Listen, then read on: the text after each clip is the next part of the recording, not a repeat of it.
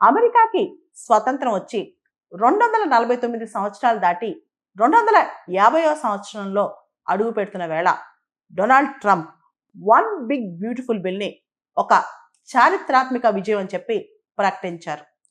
ఈ one big beautiful bill ఇప్పుడు ఒక్క అడుగు దూరంలో ఉంది.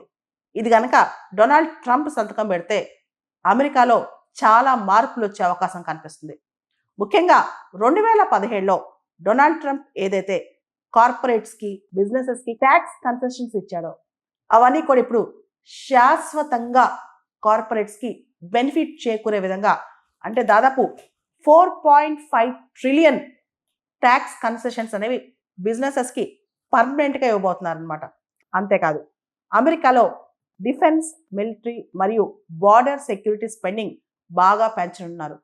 America border management, defence, military ఇవన్నీ కూడా బాగా పెంచనున్నారు.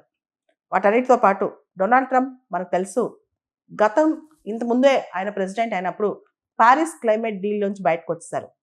క్లీన్ ఎనర్జీ, ఈ వెహికల్స్కి ఇచ్చే సబ్సిడీస్ ఇవన్నీ నాకు పట్టవు, అవన్నీ ఆపేస్తున్నానని చెప్పేశారు.